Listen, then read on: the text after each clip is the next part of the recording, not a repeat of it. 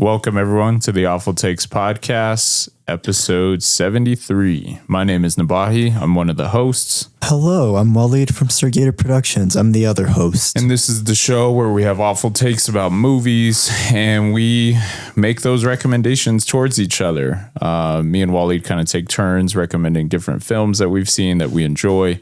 So if you're here joining us for that review/recommendation, we have timestamps in the description. So if you want to jump ahead to that specific review, you should find that at the bottom. In our episodic numbered episodes, we talk about movie news that we find interesting, and then we jump into the review. How are you doing, sir? I'm doing pretty well. How about yourself? I'm doing good. Wanted to make a quick mention about something before we get the show started. It was the other week that we had heard that Marcia Lucas had passed away on May 27th. For those of you guys who don't know, she is kind of the unsung hero when it comes to Star Wars A New Hope.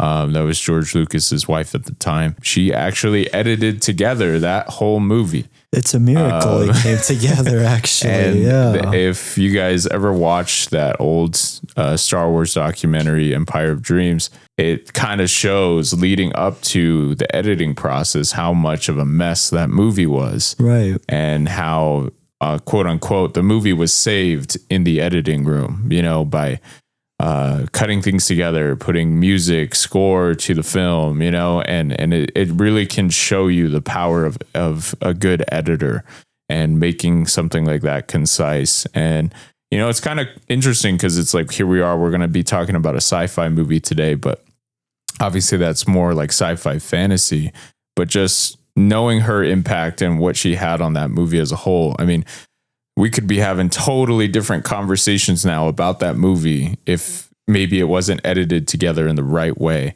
Just wanted to say some quick words about that. Obviously, she was very impactful with that film, and she went on to do other movies as well. But I thought it was worth mentioning. Absolutely, yeah. And it also, I guess, like kind of it shows that editing is a very underappreciated in film, I think without editing, you don't really have anything, Yeah. And it shows you that with editing and the tools of using, especially at that time, using film and everything. I couldn't even imagine how stressful it must have been to edit a film like Star Wars, especially hearing the troubled production it had and all the issues George Lucas had to face. It's honestly a miracle they came out as great as it did, obviously. So rest in peace to her. And hopefully more people will give her that recognition that she deserves. Yeah, I definitely know it is known amongst the fandoms and everything,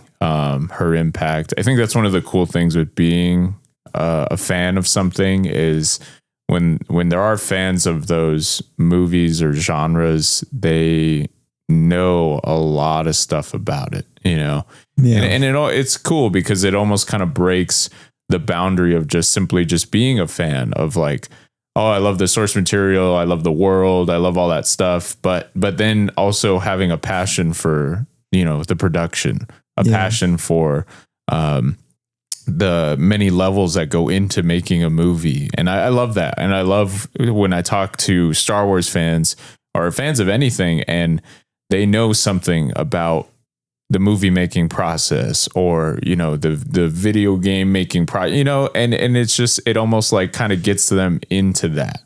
And I like that when it comes to fandoms that they kind of break those boundaries of, they almost sound like a genuine movie fan. They know about editing because of people like her, they know about visual effects because of those group of team that are the artists that are there, so that's always a cool thing. And, obviously that's kind of where I first heard it was from the Star Wars fandom that she had passed away. Figured it was worth mentioning. Absolutely. Obviously Star Wars is such a big impact on me, and seeing, some of the people who worked on that film obviously passing on and everything, it is getting sad. But again, it is worth celebrating. Obviously, that movie's still holding the test of time, no matter how long it's been, which is crazy. I think too, it gives like a newfound appreciation also. Yeah. It's like it makes you love the film even more. Yeah. All right. Figured that we just talked about that for a brief little bit. We're going to jump into the movie news. I know Wallied had a particular story that was catching his eye, and it jumped on my radar. And it is kind of becoming a hard to believe situation. I know for me, I'm very much caught off by this news. So yeah, let's talk about it. Oh God. Yeah. As you could tell, I'm very excited by this piece of movie news. So we had some unfortunate movie news recently that Zack Snyder, our boy, the man, the master behind Dawn of Justice, is going to be doing a remake. He's going to be writing and directing a reboot of Escape from New York, John Carpenter's movie. And obviously there's not too much info about like what plot details will be or anything. A lot of it is being like kept under wraps, but yeah, it's quite the choice. I mean, when I think a John Carpenter movie, my mind does not go anywhere near Zack Snyder and his style. I already have a feeling, and granted, I haven't seen Escape from New York. That's one of the John Carpenter films I do want to check out at some point. But I will say, at least from like the clips I've seen of it, yeah, I don't think those two styles really match altogether, because I already knowing Zack Snyder's style, he's going to take it super seriously. He's going to think it's super edgy. He's probably going to do like an I'm 14 and this is deep. That's how the writing's probably going to feel for a lot of it. As you can tell, I'm not really all that excited for this. This just sounds like such a train wreck already. And we haven't even gotten footage, you know, so and honestly, when the footage comes out, I don't even think I'll be that excited. Yeah. I don't want to sound like too cynical or anything, but I will say I thought this was made up when I saw it, and so it breaks my heart to know this is true. Yeah. So yeah, how do you feel with this, Nabahi? Strange. Zack Snyder.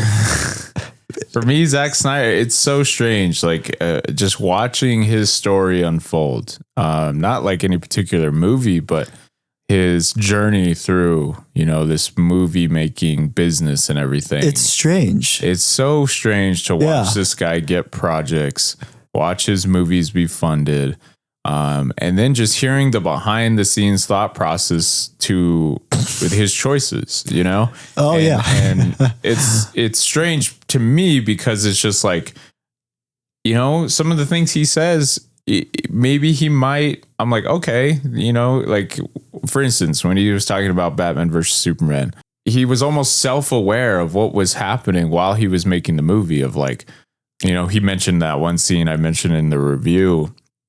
Oh, these guys look a little silly when they're in costumes. Which is so stupid to say. And I kind of wanted to pull away from that because, you know, it was almost like I had to be self-conscious of that, you know? Why? And then comparing that to John Carpenter's filmmaking, yeah, there is times too when he is self-aware of what's going on. You got guys writing down things on lightning, and it's you have super over the top, crazy, it's super campy. Yeah. And it's so weird because it's like both these directors are talking about the same thing, yet for some reason the translation, they're not the same at all. And for some reason, like Wallied said, like it's just heavy-handed. It's really taking itself too seriously. It's too you know, edgy, and it just feels strange, you know? So it's bizarre. It's one of those things where I feel like if I were to just hear about these two guys, listen to them talk, I'd maybe think like, okay, this maybe might work if this guy's adapting this thing. Yet for some reason, I don't think that at all. But we could have a situation on our hands. I know Zack Snyder adapted or remade, what was it, Dawn of the Dead. Okay. Yeah. Sure. It was like one of his first kind of bigger movies, and people really love that movie, and they love that its take was kind of different from the original, you know? So we might be in a situation now where maybe it's time for Zack Snyder to kind of refocus, retool, you know, after this whole DC Rebel Moon era. Oh my God. And maybe kind of go back to his roots of maybe having a skeletal frame there in another movie and taking that and maybe trying to spin it in a different way, you know?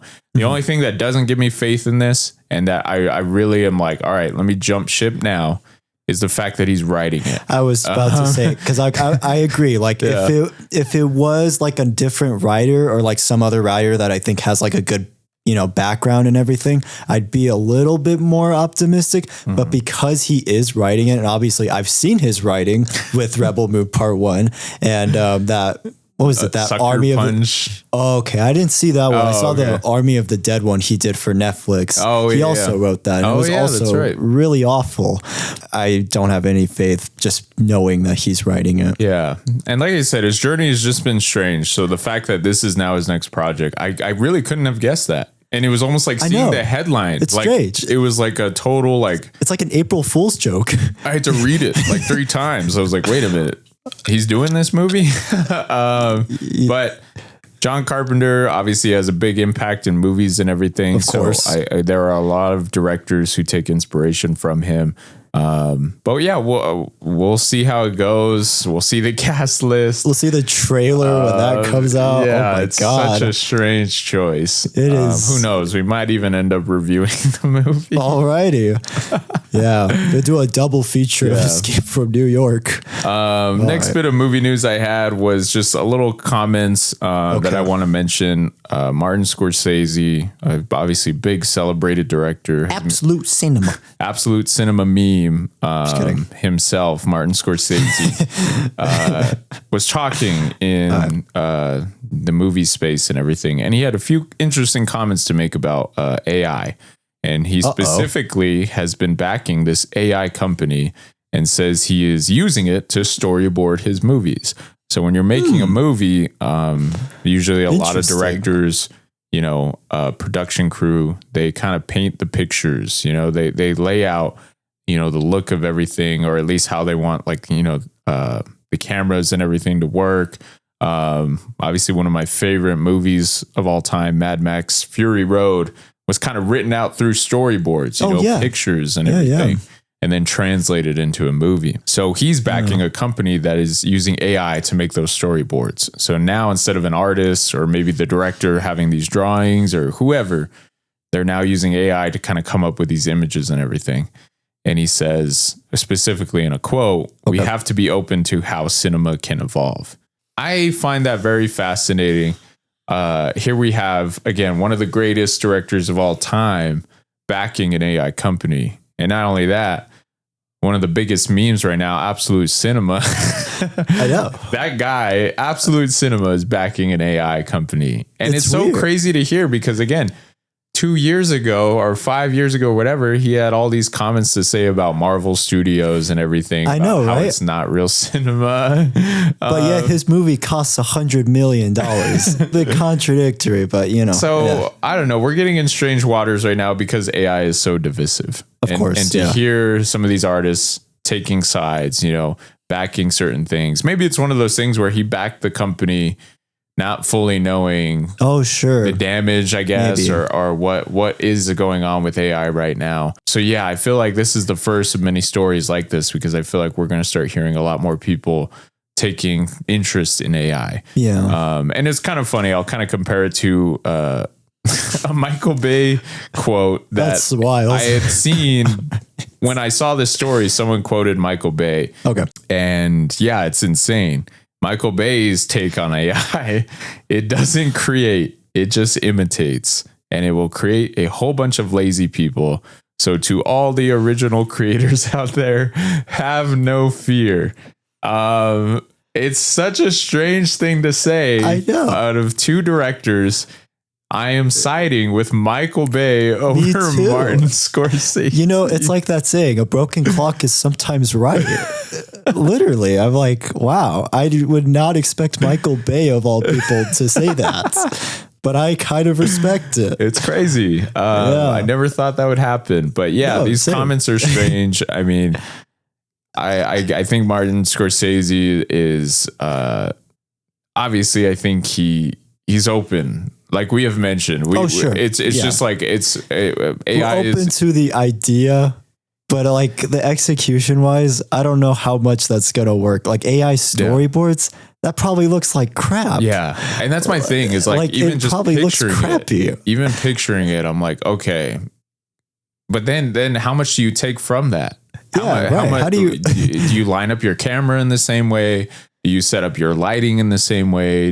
How does the AI know how to generate the camera shot? Yeah. And that's unless it's like advanced. That's my thing is like, if you borrow too much from those storyboards, if they're AI and everything, it's like now let's say another movie does the same and the AI doesn't really come up with anything different for that next movie or whatever.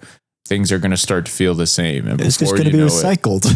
Before you know it, this innovative tool that everyone's talking about kind of becomes just a crutch of, let's streamline the process. Let's get this done fast so we can start shooting. Get AI in there to come up with these storyboards rather than having an artist kind of take its time.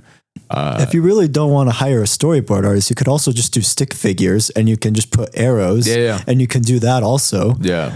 And it's scary. It's scary to me because it's like, are we going to start to feel more formulaic, in a world right now that feels so ham-fisted with formulaic processes of statistic driven movie creation. Like obviously we hear everything going on at Netflix about how movies are tailor fit, basically around statistics, they get people to watch their movies. They see when they leave. They see what they stop respond watching to. or continue watching, whatever. And it's like we're becoming an analytic driven medium. And it's like, well, that's not what art is, like, yes, artists do take criticism after the finished product is made, of course. And maybe that changes how they go into the next process, but if we're driven by analytics and all this stuff before we even start the movie, where are we going to end up after that? That's just to me like a scary thought.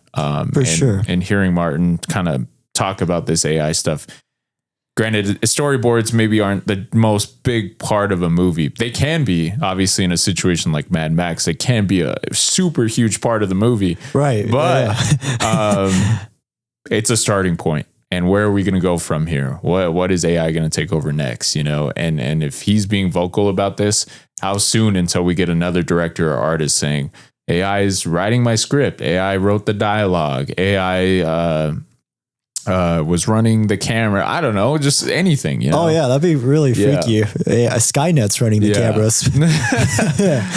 Interesting. Yeah, no, very interesting. But I don't think that's the best choice in my opinion. I mean, again, storyboard art is like some of the coolest art you could see sometimes, especially when you see like behind the scenes stuff or even like, I mean, just even look up like some of the ones like for Akira Kurosawa's movie, like Ran, like, or even like Kagamusha, like they're like Park paintings Chan-wook too. Yeah, Park Chan-wook also. They're like literal paintings, honestly, that you could put up on your wall or something. Bong Joon-ho for Parasite. Oh yeah, I know. That's a great one too. I have a whole book that goes over the storyboards with the script and everything, and it's so cool to look at. Way. That's awesome. Yeah, so I think to just replace AI with that just feels like such a disservice to all those storyboard artists or just even like storyboard art in general, because like sometimes that is like the early vision of the movie, you know, and then for what, to have like AI generated images or whatever AI thing it's going to come up with, it's like, it's not going to look great. It'll probably look more like standard or more flat than anything. Well, it's like, I find myself now backtracking on the things I say of almost just like, AI seems like it could be a helpful tool if we know how to use it right. But I feel like unfortunately, replacing people's jobs and replacing artists' craft with it, to me, that's not how I see it going, like it's like you just lost one more collaborator on your project, one more unique artist who had a whole lifetime of experiences that they might pull from to create your movie and to create your story. And you take that away and you give it to this computer. It's like, well, what are you? It's going to feel robotic. Yeah. Like, it's just, I don't know. I don't know. Again, I get people wanting to be open to it, but but when it's costing people's jobs, I don't know if I really want to be that open to it, So, all right. sorry for us getting a little philosophical. All right, we're going to jump into the review. What do we got for today?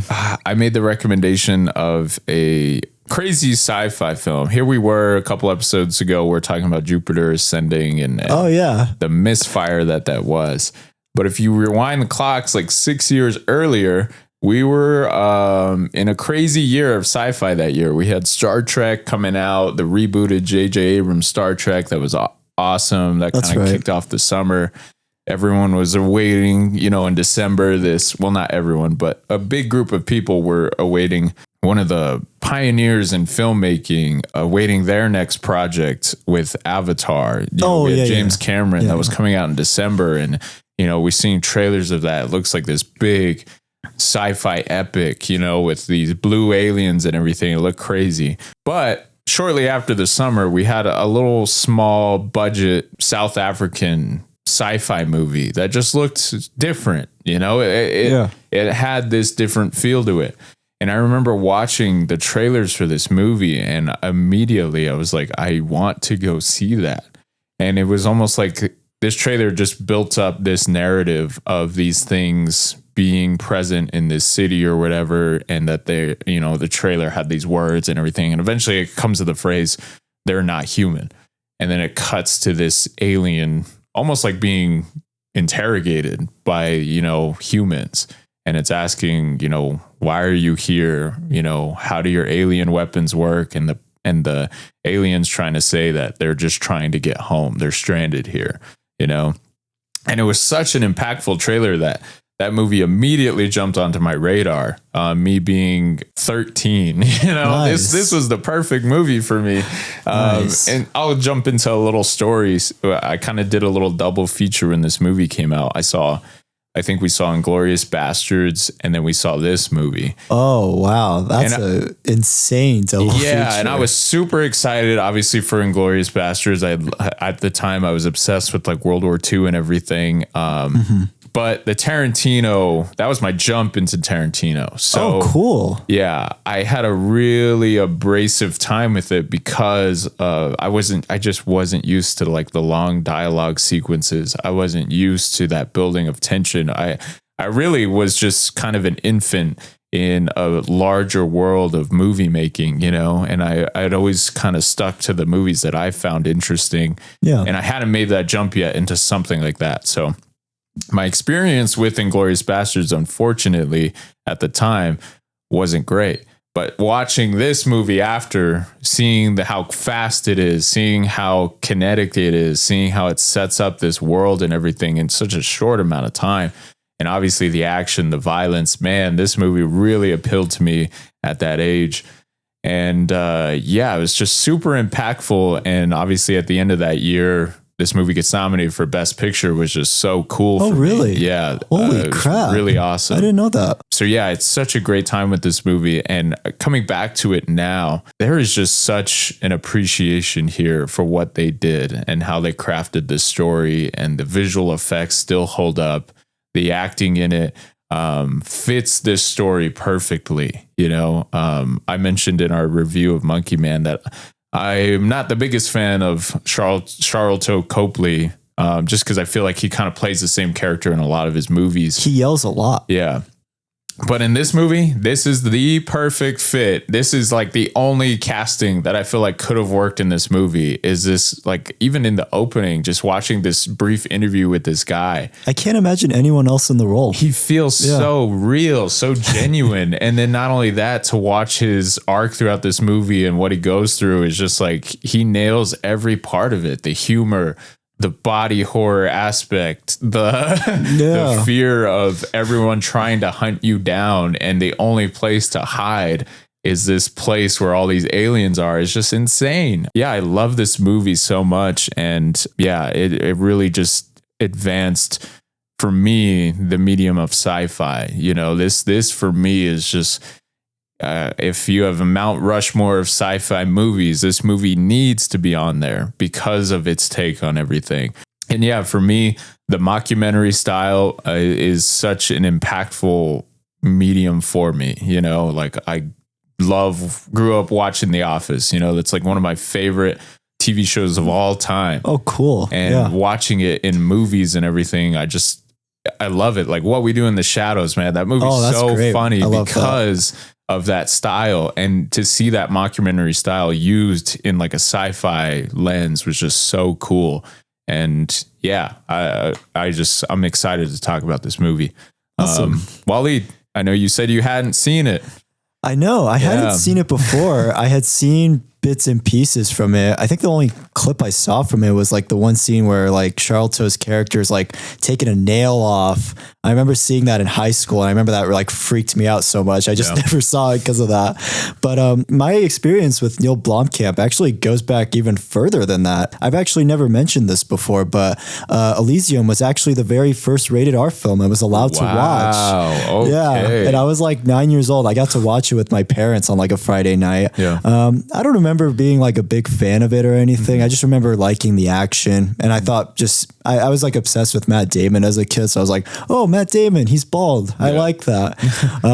But yeah, I never got,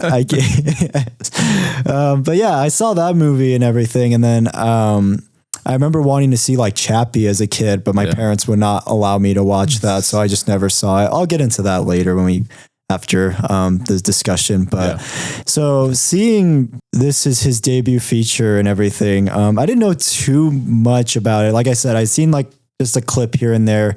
You know, I seeing this kind of like strange, these aliens just look so weird and everything. But yeah, I gotta say, watching this for the first time, it is quite a horrifying watch. This probably has to be like the bleakest, depressing portrayal of aliens I think I've seen in a movie. I don't think I've ever even seen a movie like this, honestly. It has such a crazy style to it, like with the mockumentary thing. I like that they just mainly keep it to just like mostly like handheld cameras or like, you know, CCTV cameras throughout. It gives it this kind of like uncanny feel to it throughout. And then honestly, the whole character progression in this film is really kind of heartbreaking to watch at points, you know. Really it's like this guy goes from like being able to run this whole project to basically becoming this like half human, half alien hybrid thing. Yeah. And there's also this like honestly really sad like story of like this alien and like his kid that I wasn't expecting them to really go for, but they really did surprisingly take it pretty far, honestly. Insane. Which blows my mind. And it's kind of funny because I thought for the longest time before high school and kind of seeing clips from it, I actually thought this was a Peter Jackson film for like the longest time. And then it wasn't until like, you know, seeing clips from it in high school, I was like, oh, okay, it's Neill Blomkamp. It's a different filmmaker. So seeing Peter Jackson's name in the trailers obviously jumped out at me right away. But then obviously you see, for me as just like a young, movie fan or whatever, they get you with those names. Peter Jackson Presents, you know, and like you, I kind of was just like, oh, so he made this movie. But then as you grow older, you find out about movie making process and of course producers versus directors and all that stuff. So figured it's worth mentioning. Peter Jackson was originally attached to do a adaptation of a video game series that I love called Halo. And this was late 2000s, kind of shortly after Halo 3 came out, at the big yearly video game conference that I missed. It was called E3. They got Peter Jackson to announce that he's making this Halo movie. And obviously, the guy from Lord of the Rings and him with Halo, I was like, man, I was so excited. And they developed like a couple shorts or something with it. Developed props. They were actually, Weta was actually really his production, or the production company Weta was making props and everything for this Halo movie. And it's kind of cool when you go to their museum in New Zealand, they have props still from that Halo project. My sister actually took a photo in like, it's a vehicle. It's called the Warthog. It's like this, it's not an alien vehicle. It's like a human sci-fi vehicle used to like go across terrain and everything. Oh, cool. That's really awesome. And when they were announced they were doing this Halo project, Peter Jackson actually found this young indie filmmaker, Neill Blomkamp, and selected him to make this movie. And Neill Blomkamp ended up directing a couple little shorts, with effects and everything. And it looked great. It had such a great look to it. I got to check those out. Yeah.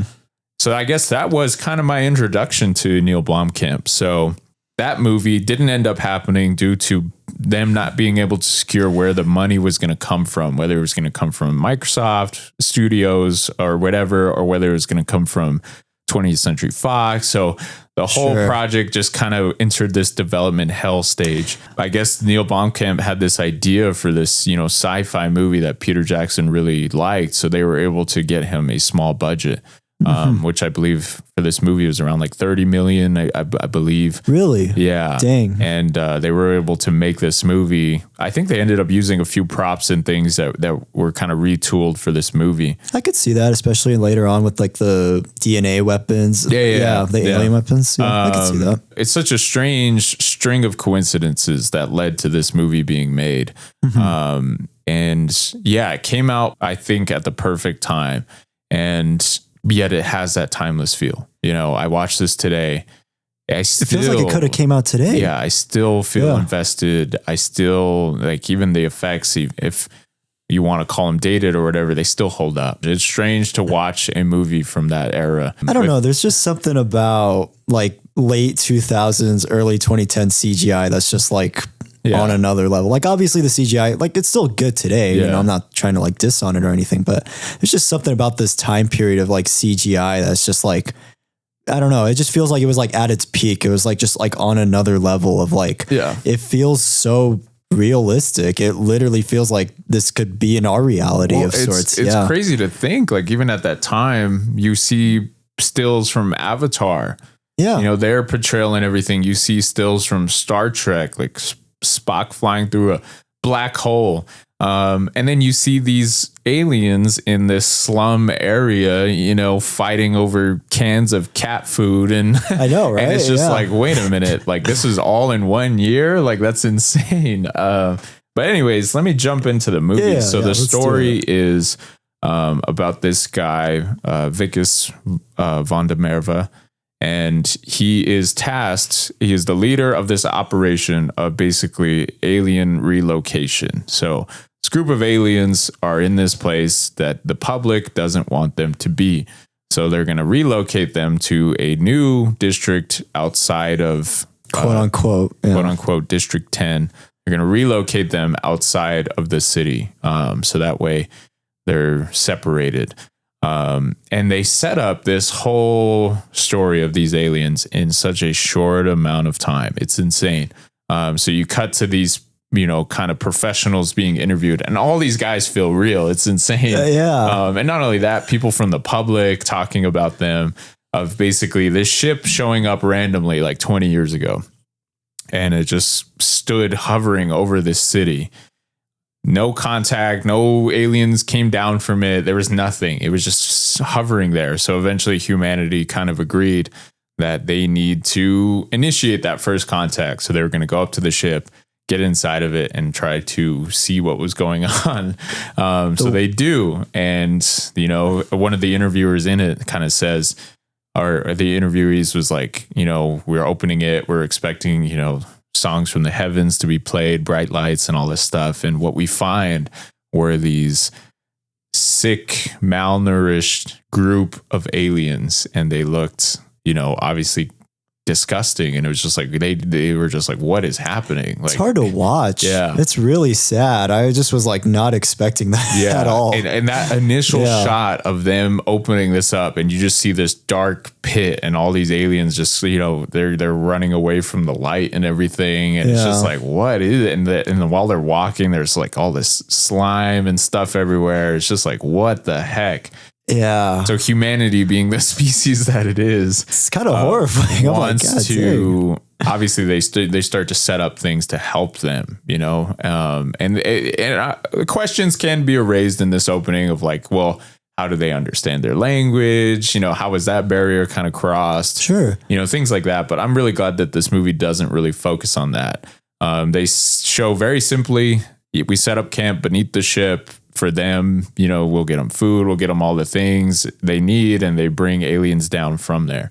Mm-hmm. And they said in a short amount of time, it was designed for them to help them, and eventually it just turned into like this slum of where aliens are just kind of in their own little population, and humanity kind of, wreaks havoc in there. It is just like this big mess of things going on in District 9, and they've had enough of it, and humanity's had enough of it. And I love how they cut to just people from the public saying they just want them to leave. They want them to be gone. That was surprising to hear, It was surprising to see like a lot of like the people that are just not like being, because obviously you see certain other alien movies, they're like, oh wow, aliens, cool. This, they're like, no, they should leave. We want them gone. Yeah, bye. We're spending all this money on them, and we could be spending the money on other things. Why are they here? And it's an interesting take on aliens, like Wallied said. It's a surprising commentary too on like refugees and like immigrants. I kind of see the aliens as more like immigrants. It's like the concentration camps type of thing. Unfortunately, you kind of do still hear about this every once in a while with certain countries, and it's like it's heartbreaking to know how relevant like a lot of this still is even now. No, really though, and it's treated very delicately in this movie. Like they show brief scenes of, the aliens getting mistreated. They show brief scenes of the aliens, trying to protect each other, fight for their own, but then it also shows, how the aliens have become just complacent on where they are and everything. And that is a fresh take too. It's almost like they expect a lot of that stuff now, and again, like this movie could have just been simple. Like it's crazy the amount of stuff they jam pack into this 2-hour movie. I know. I was surprised like how much of the world building they showed in like the first 10 minutes. There's like crazy, like alien criminals going on. There's gang activity happening. There's like there's like human to alien prostitution. I'm like, damn, they really thought of everything with this. It's crazy. And the feel of it is just so, it feels authentic. Like dirty, like dingy, disgusting, and it really kind of like throws you into that like atmosphere. And I think that's one of the only things that can be conveyed through this medium of mockumentary style is you get that realistic, gritty side. It's rough. Yeah. And it's not pretty. And even the cinematic stuff that they do have in this movie, when they kind of cut to like, the more traditional cinematic stuff, still feels kind of like shaky. Good. It still feels like authentic to like, maybe like a news segment or like, or even just still like the moments where like you're still following the characters, but there isn't a camera. It still feels like really shaky. And that transition isn't jarring at all, compared to, I feel like some other movies where they jump from the mockumentary thing to something like, whoa, what happened? And it's just like, you had me in that bit, but then once you made that jump, it didn't really work. This movie feels seamless, Yeah, for sure. So this guy, Vicus, is tasked with doing this. And we see that throughout the first part of the movie, him going to house to these aliens, trying to get them to sign some type of eviction notice. Slam the clipboard. And it's wild watching him do this. And obviously for him, there is kind of like a detachment there. You see that he kind of sees these aliens in the same way that everyone else does. Maybe he's a bit more, obviously, I would say more sympathetic compared to like the military guy. Cause I'll be straight up. I really didn't like the military guy at all in this movie. He's like that. What is his name? Kubis or something. Yeah. He looked like Stone Cold Steve Austin. This guy sells you on it, man. This guy's ruthless in this movie. Yeah. I was like, damn, he kind of sucks. He just loves, I assume he just loves killing. Yeah, well, he even says it himself at like near the end of the movie. He's all, I get paid to kill these people. Thank God. I'm like, damn. All right. But anyways, and we get to see this whole eviction process kind of happen. And I kind of like that angle of like, these people, these aliens are still given rights, they're still given basic rights. Surprisingly, I know. We have to serve them an eviction notice and all that stuff. Like, I don't know, that felt refreshing. And then what happens is during this whole eviction process, we're introduced to this character, this alien, Christopher Johnson. Yeah. Has to be one of the coolest aliens I've seen. Oh yeah, he's great. Yeah. And obviously there's a little performance capture with all these aliens, so that's always cool to see. I know. I love seeing that, you know, and also Peter Jackson. Well, obviously I know he had a big hand in the movie. So obviously you can probably tell he probably gave him some notes on like how to handle mocap and everything. Exactly. So doing this, when we're introduced to this character, and it's kind of interesting. So they call these aliens prawns. He's like, they look like chess pieces. Why do they look like that? They look weird. Yeah, they have a strange design. They kind of look like cockroaches, like if they became like aliens or something. Yeah, and it's crazy. So they look very, insect animalistic like, but then when we're introduced to Christopher, they focus a lot on his eyes, and that gives him quite a bit of humanity. I know, he's surprisingly like human, which I wasn't expecting and at all. And it translates through this design. This whole movie, you were watching these aliens and you're almost like, damn, they're kind of animalistic. Yeah, seeing the side of obviously like them throwing them cat food and they're all fighting over it, or them eating, meat or something. Yeah, which is so gross every time they show that. But then we're introduced to this alien Christopher, and he's talking differently towards Vicus. He's smart, and he's really just like, this isn't legal. You can't ask me to sign this form. Don't touch my kid. Yeah. And it's just like, whoa, like this is interesting. So they find a way to basically search Christopher's house. And while searching it, Vicus stumbles upon this contraption, and he thinks it's like these weapons. So basically, weapons are a hot commodity with this whole alien thing. So when the aliens first arrived, obviously the thought process behind humanity is like, are they here to kill us? What's happening? Yeah. And we see the whole military side of, what's their weaponry? And you see like some of the alien weaponry demonstrated. And it's like shoots this little bullet and it goes flying and boom, like this big explosion. And in the explosion, there's like this thunderstorm. I know, yeah. And it's really cool. But the alien weapons can only be fired by the aliens. They've been trying for these past 20 years to get humanity somehow kind of access of using this weaponry, but it doesn't work. And throughout this eviction, they're finding these weapon caches or whatever. So Vicus thinks he stumbled upon this weapon cache, and he finds this little contraption that has like this fluid in it, and he doesn't really know what he's doing. It's kind of funny. He obviously, in his job and everything, he probably thinks he knows a lot of stuff. Yeah.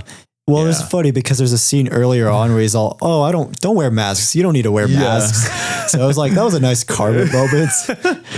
And he's examining this tube, and he like twists it in a weird way, and this black fluid shoots out at his face. Yeah. And he has this like visceral reaction, slaps the camera away. I like how like you could just hear like the tinnitus like style ringing ears thing, and it's like, oh god. And he wipes off his face, and he's like assuming like, oh, this is a weapon, this is bad, they package it up and everything. And it's a crazy moment. You weren't supposed to see that kind of moment. And it's kind of funny. They don't treat it well. Obviously they show time to it, but it is almost kind of brushed over very fast, Mm-hmm. And then eventually they follow through after that with, the rest of what they were doing. Then we start to see some of the side effects. Like he starts feeling ill. He's throwing up. He has like black fluid like coming out of his nose. Yeah. His nails are coming off. Oh, God. And we get kind of like this whole little body horror segment. And it was really disturbing. There's a scene in here that really like made me jump the first time I watched this movie. So which one? It goes past a couple days. So then eventually we get back to his house, and they're like celebrating his birthday or whatever. And he like falls to the ground, passes out. He feels ill. He's like throwing up on the cake and everything. And it's just like this crazy situation. And he thinks he's fine. He thinks he's just feeling like under the weather. And I kind of like that. He's like kind of dismissive of it, And then we get to this moment where he's in this hospital or whatever, and his nails are falling off, and he's describing to the doctor what had been happening. And they bandaged up his arm because he had like an injury or something on it. Oh, right. Yeah. From before. Yeah. So they bandaged it up or whatever. And now they're kind of unraveling it to see what was going on. And as they're like cutting it open or something, you see him, he's sitting there, and his alien hand just pops up out of the bandage. Yeah. And I remember like when I first saw that, like me and my brother, we like jumped in our seat. It was like this holy crap moment of like, what the heck? And then he has that same reaction. He starts freaking out. And it's like a nice kind of body horror segment of this sci-fi movie of just like, this guy's turning into an alien now. Yeah. Based on this liquid, whatever got on his face or into his bloodstream or whatever is now changing him into this prawn. And yeah, it's terrifying. It really is just like such a shocking moment. Yeah. It really is. Yeah. I think I also jumped in my seat too when I saw that. So Wallied, like when you're watching this and now you start to see the other side of this movie of, okay, now this guy's changing into this alien. Now science wants him, because almost immediately after they see that they want to use hand, his body, the doctor like informs whoever, and the government is basically like trying to find him now. And then not only that, like later on we see the crime lords and everything, they want him, you know, so everybody wants him. What were you thinking with that whole angle? For me, I thought it was kind of like a crazy choice to showcase somebody who was like, they used to work for this company. Yeah. Now they're like the enemy now, you know, and it kind of shows you that these people he's basically just like a person to be experimented on, basically, you know. I guess I will say with the kind of like mixing of all three of the villains, I will say I wasn't, aside from maybe the crime lord, I wasn't a big fan of the MNU, like the head villain or whatever. I would have, he's kind of there for like the first half, and then like afterwards, you don't really see him ever again. Yeah. And then I will say, like with the military guy, like I do like some of the moments at the beginning, but afterwards, like with his one-liners and like everything in the second half, I just, I don't know, maybe just maybe it was the performance or something, but it just wasn't really working for me personally. And it did bring the film down just a little bit for me. So were you expecting this whole kind of transformation angle of this main character? I honestly wasn't expecting it at all. I was like, okay, maybe it'll like be like a slow progression, but I was surprised how quickly it was too. You know, I guess I kind of see it as like, well, it's like a virus or something, you know, the virus spreads really fast, and now he's like this weird, I honestly thought he was going to turn into like a full alien by the end of the movie. So I was kind of surprised he was still like this half human, half alien type of thing. So shortly after this whole hand scene, they bring him in for like testing, and they're having him shoot, alien weaponry, and they're seeing that it works with not only his alien hand, but his human hand. And immediately they're trying to figure out, how is this happening? And basically what they all agree on is like, we have to go in, we have to dissect every part of his brain, we have to dissect. He's going to die. Pretty much. Yeah. And the people above him immediately are like, yeah, let's do it. Let's just cut him apart. I know. I was like, damn, these guys are ruthless. And all because he can fire this alien weaponry. But in that whole angle, I found that very believable of like, of course they would do that. A government side probably would just be like, you know what, let's just dissect him. Just get to the bottom of it. For sure. Figure out what's going on. I will say I would have liked to see at least maybe one or two more scenes with that, of them like experimenting on him aside from just the weapons. Because while I did really like that aspect, I would have liked to see that more of like what other kind of like capabilities does he have or something. It is very frantic. And in one of the scenes where they're having him shoot the weaponry, they have him shoot one of the alien prawns. And we get, that was honestly kind of sad. It was an effective scene of him not wanting to do it. And he has to, and he ends up killing this thing. And it's just like, man, like this is he's kind of killing one of his own. Yeah. Of sorts. Yeah. And that whole scene, I love the whole buildup of this, whole experimentation side. And then obviously in the escape and everything of him eventually hiding, the whole other side of it too, of seeing him accidentally stumble upon that house that he originally went to, was refreshing. It's a strange rise and fall story. Yeah. And seeing again, the alien of Christopher, he's like, I know what's happening to you. Yeah, I know the one alien that knows what's happening. Yeah, it's kind of funny. And he's like, basically like, you're screwed. You are going to turn into one of us. But he does tell him there's like one solution, sort of. So he tells him, and it's kind of like this whole unraveling moment of him saying that fluid you had, I had been searching for and had been collecting for a long time.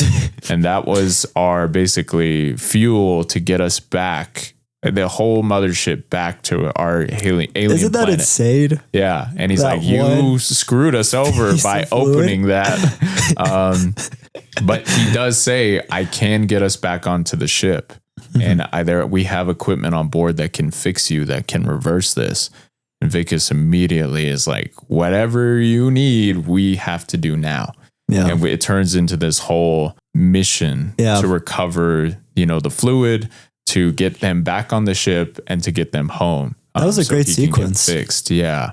Yeah, I loved that whole MNU sequence where they're going to like get the fluid and everything. That was a great sequence. Yeah, it's great. I think that's one consistent thing throughout the film that I really loved. Just a lot of the action sequences were surprisingly really good. It's really great. And it feels a lot of great set pieces throughout this. Yeah, it feels refreshing. Seeing the alien weaponry and everything was great. I love the whole scene of him going to these crime lords because they don't have any weapons. Oh, yeah. He knows that these crime lords have these alien weapons and everything, and he goes to try to get them. And seeing that side of it was scary too, because he goes to this crime lord and they find out that he can shoot this gun. And for some reason, they think the answer of getting that is they have to eat him. I know. There's like a really disturbing sequence where there's like the people in the village or whatever. They're like eating all these different like alien body parts. And it was like, ew. Crazy. It got me very squeamish. I'll just say that. It's insane. And he's able to escape because he is able to grab one of the weapons and basically hold them all hostage while he grabs more and leaves. That was a great moment. And that was, I think, the only villain I think I like kind of somewhat connected with, just because I liked how like kind of goofy and over the top he was at points, you know? Very scary. Yeah, he was surprisingly very intimidating too, considering like how like kind of like ridiculous he's like in a wheelchair and everything. Yeah. And seeing the weaponry and everything was so cool. Like he grabs this gun and it shoots like this like sonic wave and everything goes flying around it. It's so cool. Yeah, that was awesome. That was a cool effect too. Yeah. And they use like those brief moments to really just, it feels like world building. You know, here we are, we're seeing this weaponry at work. We're seeing all this stuff, you know, in these brief moments, but it's so believable to this alien race and everything. And not only that, seeing Christopher, his knowledge of weapons and everything when they're breaking into this thing is really cool. And Christopher becomes such a likable character in these moments, you know? Yeah. And we have the great moment of him seeing his species being experimented on. And it's heartbreaking. And it's so simple. Very He's just standing there staring at them. And so much is conveyed through its eyes that you just feel for it, you know? And that's such a strange thing to think when watching this movie. With the low budget and everything that it has, it conveys so much, you know? And that's what I just applaud this movie for the most, is how much it's able to get across in, again, a brief amount of time, a liminal budget, not high list actors, you know, it really is able to do so much. Yeah, I'm pretty sure most of the actors are from South Africa too, because I know Charlotte Copley is also from South Africa also. So it's like, it's cool they got like actors that are actually from the area they're filming in, you know? Yeah. I appreciate when movies do that. Mm-hmm. And we get this whole great sequence of them escaping this place and them trying to get back home, because there's like a module that fell from the ship that is under Christopher's house, and they use that to get back up. That was an awesome reveal. Yeah. I was gonna, cool. Honestly, I was gonna say too, that one weapon that Vicus uses, where it's like it like blows up the human, and the way they shows like the way it like beams to them, and then it like they just immediately explode was like insane. Crazy. They show it like a handful of times in like the second half, but that was a really cool. You like see like blood hit the camera. Yeah, I know. That was like such an insane kill. Like probably the most insane kills throughout this whole movie. Yeah, and it does kind of dive into like obviously just action movie. Like they're able to find like this mech suit that they use. Yeah, and it looks kind of cool. Honestly, it did look a little dated in certain scenes, but it's still like surprisingly held up, which I was really surprised by. Really awesome. Yeah, it kind of looks like from like a video game or something. Honestly, and I love the whole aspect of Christopher racing back to the house. They have the fluid now and everything, and we get this great reveal, which we'll obviously get into with the ending. Christopher, you know, they're escaping through the slums and everything. Yeah, and Christopher tells Vicus that I only have enough fluid to make it back home. I won't be able to fix you right now. Basically saying I can't. I'll give you 3 years. He tells him you're going to have to wait, but he does say, I will come back and I will fix you and I'll make sure that you are human again. But yeah, he tells him that journey home and everything is going to take like 3 years and he'll be back. And it's like this big moment of just like, my heart kind of dropped a little bit. I was also like, damn. And Vicus imagine like, having to be that for 3 years. And Vicus is just, he's pissed, you know? Of course, like rightfully so. Like I would. And he loses it, but eventually he kind of finds, you know, he makes a self-sacrifice. Yeah. You know, well, he does take the ship too at one point also. And that the ship ends up getting obliterated. Yeah. So it's almost kind of like his fault of sorts. Yeah. Literally. But he has this moment where he ends up saving the ship and Christopher and everything. Mm-hmm. And yeah, it's this kind of crazy reveal moment. And it's just something I wasn't expecting. Like obviously the build up to everything, I thought they were going to fix him. I was like, oh, okay, they'll he'll be fine. He'll be a human again. Yeah. And I was expecting this kind of standardized ending. And the ending that we got was just something that I was like, wow, that's crazy. I was not expecting that. Yeah. Not only does the ship end up taking off, leaving, people are celebrating, but there's a whole group of aliens that are still left there. Yeah. That weren't picked up by the mothership, and it just takes off. And I'll come back in 3 years. Yeah. And not only that, they have to figure out now where these aliens are going to go. So is Christopher the leader of the aliens? That was one thing I was a little confused by, because I know they show him like he has access to like the mothership and everything with that one ship that's like under the house. Was he the leader of them, or was he just one of like the other aliens that was there? I don't think he was one of the leaders. I'm assuming he was probably like ship operator, scientist or something. Okay. Because I think he leans more into obviously being intelligent than he does being a leader, you know? Sure. Because I think if he was the leader, you would see a bit more of the prawns protecting him. You would see a bit more of him instructing other people. You know, I feel like this was just like that part of the ship. They showed it earlier in the movie, goes down into the ground and everything, was probably him trying to figure out how to fix it.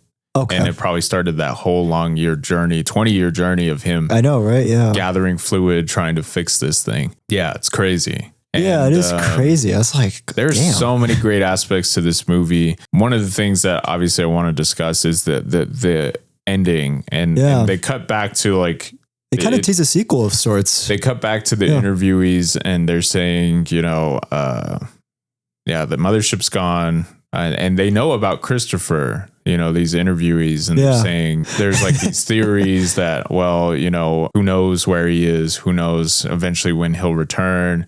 And the one of the theories is, you know, he could come back and declare war on humanity because he saw how his species was treated. That's true. Maybe he could start like a rebellion of sorts. You know, I feel like maybe he ended up probably going to District 10. He kept like anonymous there for like, I would guess maybe a while or something. And it's showing, you know, I like that whole unknown aspect of Christopher probably will end up coming back at some point, but is he going to be here just to collect the rest of his people, or is he going to show up and decimate humanity? Because the one thing that it shows with that weaponry is humanity's pretty outclassed when it comes to fighting these aliens, and especially because they don't even have access to them also. Yeah. And this mothership was here by accident, and obviously it's not working properly, but what if it is, and it has weaponry on it that humanity's never even seen before? Like that would be insane. I know. But then the other side of it too is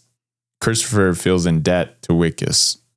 And he probably is like, won't destroy humanity, maybe because there's a human who helped him, and there's a human who helped save him. So yeah, that's a lot of great potential for a sequel. And the last shot of the movie, it cuts to his wife saying, Wickus was always making me things. You know, he had this whole side to him where he would do all these special things. And she was like, one day I found this rose. It was like this little flower made with like metal parts and everything. And she's like, I just found it one day randomly on my doorstep.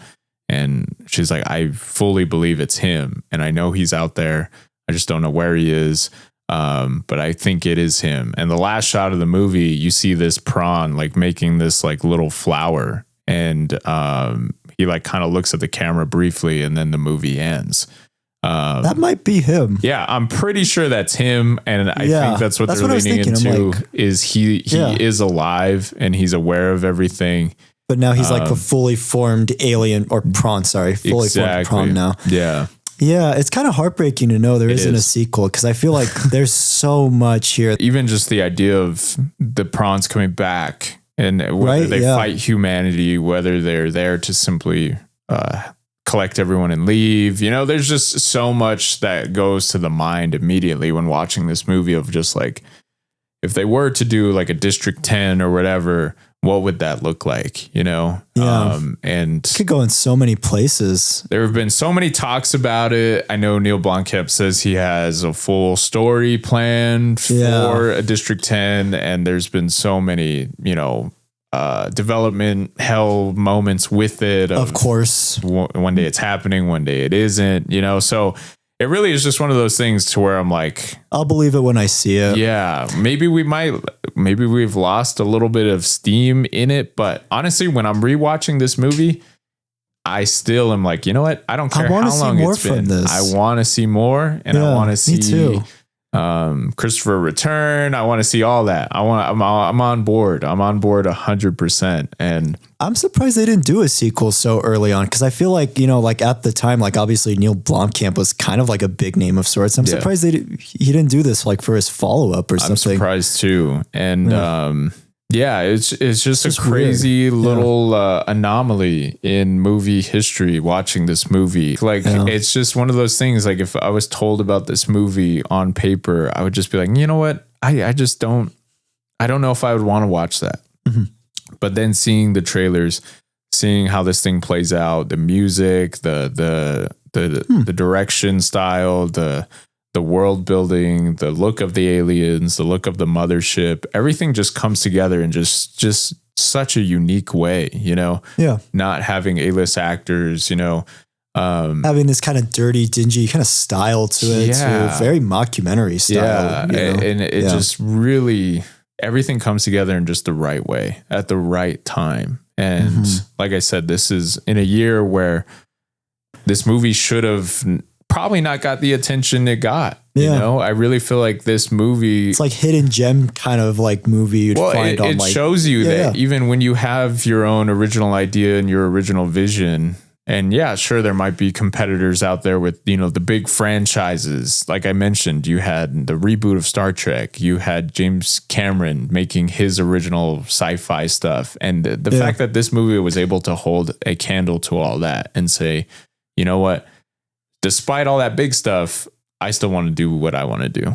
And not only that, for this movie, like I said, to get nominated for Best Picture and get the acknowledgement that, it's insane. It feels like it's like a personal story of sorts also, you know? Yeah. I can tell like this is a story he's been wanting to tell, you know? He's like been itching to like tell this story. And at the time, it was just super refreshing. And it's just like, again, like if you have a Mount Rushmore of sci-fi movies, I really feel like this has to be on there for what it achieved. Yeah. It's amazing. Yeah. One of the things that we definitely should mention is obviously Neill Blomkamp now. So after this movie, instead of doing District 10, the follow-up was another sci-fi. It's kind of similar to this movie. It is very similar. Yeah. And it felt like he was just kind of repeating the same thing in a different story.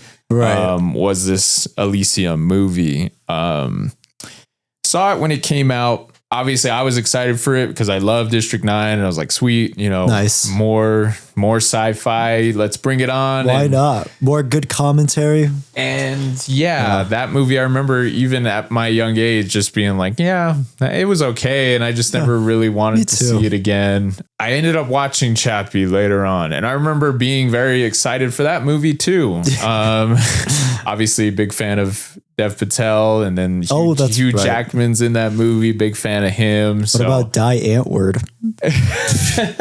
That's like the only reason I just did not want to watch it when I got older. It's just because I hate those guys so much. And it's just baffling. But then again, I guess it was kind of like a full circle moment because the original idea for Elysium was instead of having Matt Damon there, it was supposed to be Eminem. Oh my God.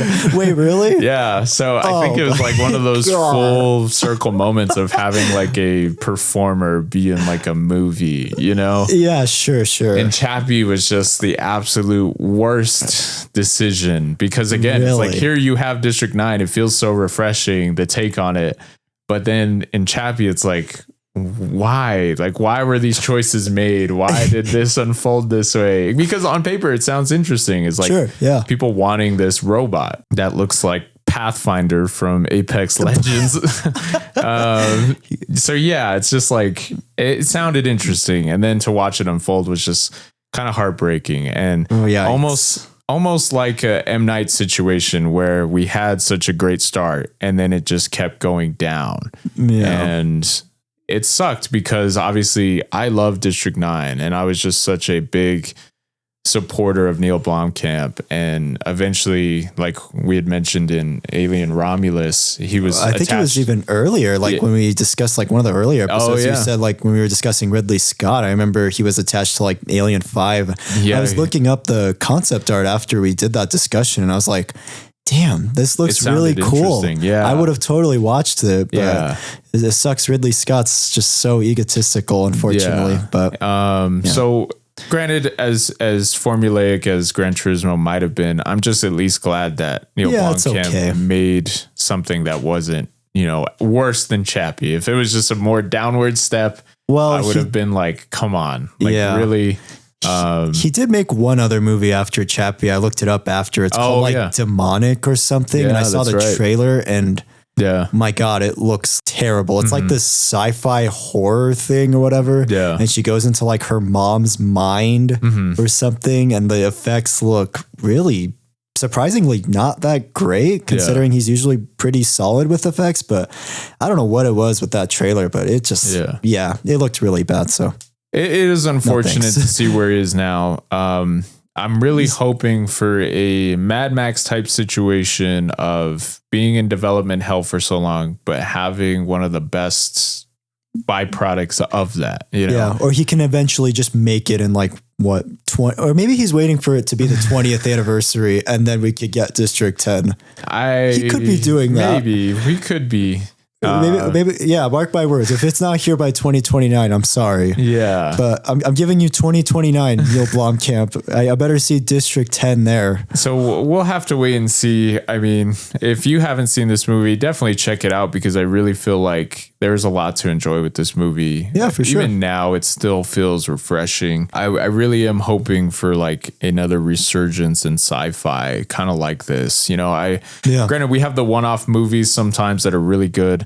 But again, like I mentioned, this year was just that year was crazy. 2009 when this movie came out, like there was just so many different aspects to it that it's just like crazy. It's like I said, you show still frames or parts from each movie and you tell everyone that was the same year, like that's awesome. I know, That's it's such a crazy to think cool- that's the same year. Yeah. 2009 was really just like the peak of like animated and sci-fi movies. Yeah. honestly. So we'll have to wait and see. Ratings wise for District 9, I think in my own personal head, I'm probably at like a 9.5. A District 9.5. Yeah. Oh yeah, that's right. Yeah. Nice. There you go. Some of the things that hold it back from like a 10, I just think there could have been maybe a bit more of a stronger villain. I understand that it's more meant to be the scenario. It's meant to be the situation that Wickes finds himself in. I understand that that's the main antagonist of this movie, is seeing the sides of the government, things like that. And ultimately I feel like it does work, but yeah, in that third act, it just felt kind of standard to me. Yeah. Feels very mustache twirling villain. Yeah. And the one-liner is like, just don't help this case. And and obviously like, he's I do believable. Like he's believable. I'm not going to say he's like, he didn't do a bad job or anything, but it just, I guess for me, it just didn't really, the performance just wasn't entirely working. Yeah. Unfortunately. And I think maybe had his character just been toned down, maybe just a little bit, maybe I would have found it a bit more menacing, a bit more believable, or like a cold-blooded killer type of thing, where he's just like more like on like taking it more serious. Like this is his life goal, to kill all these aliens and, you know, become this like, you know, very important person. I would have liked to see that more amped up in the second half. Yeah. This was quite the surprise. This was one of the more hard-hitting sci-fi films. I was surprised how grounded this was. There's a lot of great body horror moments in this film. There's a lot of great character moments. Christopher Johnson is easily just one of the coolest aliens I've ever seen in a movie. He's a great character. That's the thing. That would be even better for a District 10. It's just seeing more of Christopher Johnson. Like that would be awesome. Honestly, I think the sequel should just focus on his perspective. Like if they were to do it, like him going home, him telling all the other aliens about humanity and how humanity was treated, but then also show from his perspective the double-edged sword of, you know, hating humanity, but the reason you made it back home is because of a human. Yeah. You know, right. Ultimately. That's so interesting. You know? Yeah, absolutely. But a lot of great, I mean, man, the alien stuff was great. I loved a lot of the action sequences throughout. I will just say a few of my complaints just being, again, just the villains, just wish there was a much more stronger villain. And I do kind of wonder if maybe that they were probably waiting for a District 10 to maybe expand more on the villain or something. Yeah. But who knows if that'll ever come out. So maybe it won't be as big of a complaint if that ever does come out. Did you like when he got ripped apart? Kubis. I did kind of. All those prawns showed up. And I did kind of like that. That was kind of a satisfying kill. I'll be honest. That was pretty cool. I did like that. That was also kind of a horrifying kill too. Yeah. All those group of aliens coming together. Yeah. Yeah. That was definitely one of the more horrifying kills in the film. But yeah, I will say that was like probably my biggest issue with the film. And then just some of the music choices. Well, I do like the one theme they do have throughout. I would have liked to maybe hear some more memorable themes with maybe like Christopher Johnson, or maybe some of like even the main character, or just have like a more distinct theme throughout the film. I would have liked to see that a little bit more.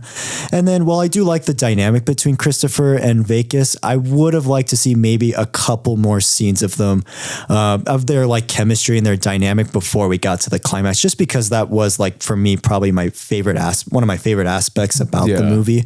And I honestly liked the stuff with him, Christopher, and his kid too. And that's something I would have liked to see more. So there's just a few things I would have liked to see more expanded upon.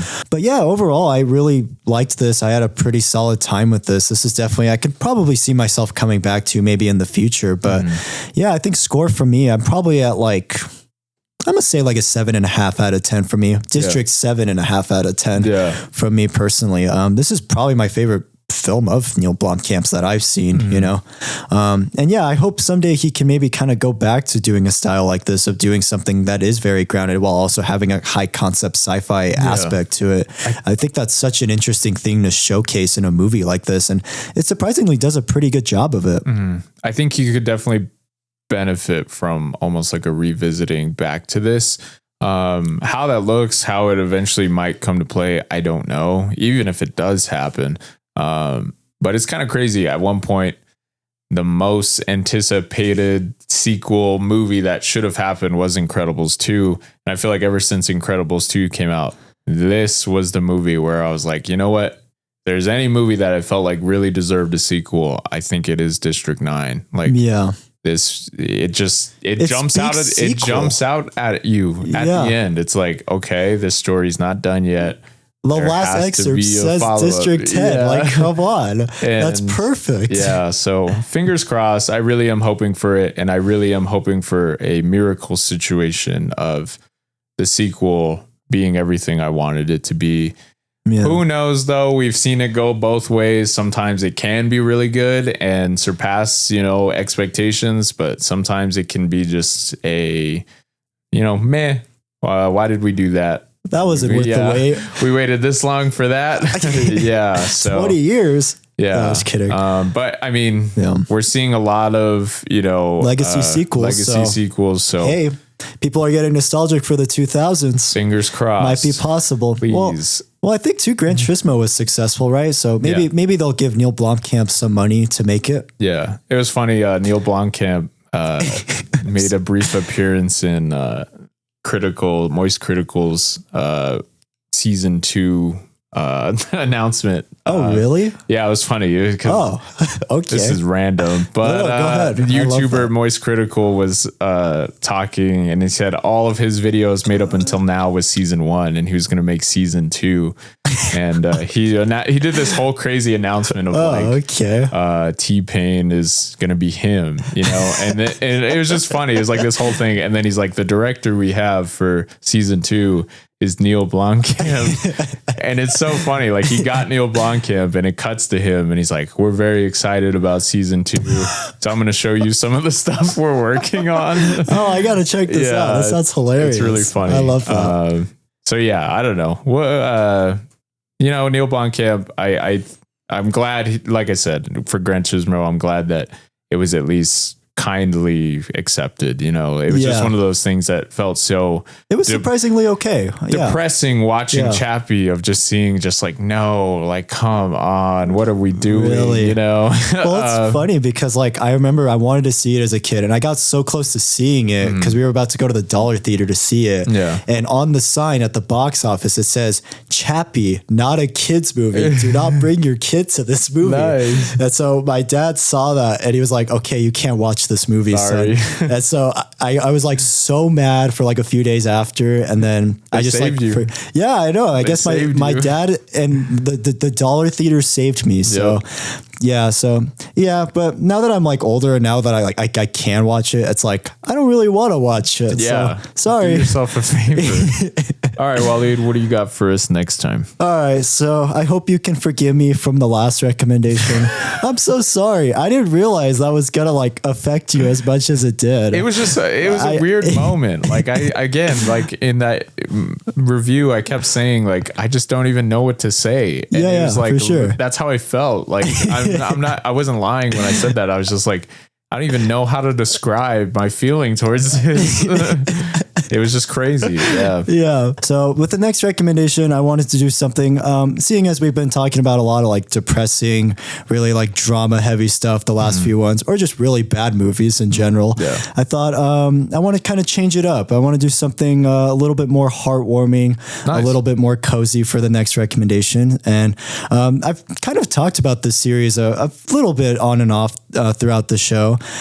So I'm glad I can finally start talking about it, but I want to talk about Paddington from 2014. Yeah, the very first Paddington film. That's great. I do love the other sequels too. Like the Paddington 2 is actually kind of excels the first one, and Paddington in particular was like a big surprise. But the first Paddington for me was like the film that really got me into this Paddington Bear in general. Yeah. I got into it a little bit as a kid, but as I've gotten older and I've rewatched it, it's pretty much become like one of my comfort films and one of those movies that I can just come back to over and over again. But yeah, it's just a very sweet, wholesome film. Yeah. It doesn't like reinvent the wheel or anything. It's not like blowing your mind or anything. But in that, I think they do a lot with the simplicity of having a great family dynamic and showcasing just like a really fun and like silly, like adventure.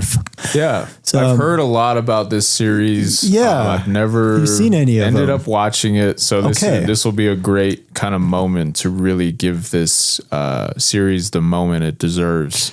Because again, I just hear so much about it. I hear great things. Okay. I hear, these are some of the most unsung movies of their time, Yeah, they're very happy films. They're just very like wholesome films. The Paddington Bear is just one of the kindest, sweetest characters I think I've ever seen. You know, I strive to be like this this bear. He's just one of the coolest bears I've ever seen. That's great. And so and I think you'll like this bear compared to Pipsqueak from the Lorax. So Pipsqueak, God. So this will be an upgrade. No, just kidding. But yeah, I'm excited to talk about this. I'd love to talk about the first Paddington film next episode. So if you guys haven't seen it or anything, I just recommend giving it a watch. If you have kids, you could also show them this movie too. Nice. Yeah, this is a one that you can show to like all ages, and I feel like honestly anyone would get anything out of it. So thank you guys for joining us. Big shout out to all the new subscribers we've been getting. We really appreciate it so much. It's just been really awesome to watch. Again, like I say it all the time, but I never would have thought we would be at the subscriber count we're at. And the fact that it keeps going up is just, again, like to me, it's terrifying because it's like crazy. This whole time in my life, I've talked about movies to people. I never thought it would connect with a group of people, but for some reason it is. And that is such a humbling feeling. It's such a rewarding feeling. So if you are subscribed, I don't mention the subscribers a lot, but in this case, I really wanted to because I really do appreciate it. Here we are. We're almost 2 years out from when we started, and it's just been really cool. So yeah, it's crazy. Yeah. Thanks for listening, guys. Thanks for taking the time out of your days to check us out. Yeah. Thank you guys a lot. All right. Well, good day and good night, mates. We'll see you on the next one.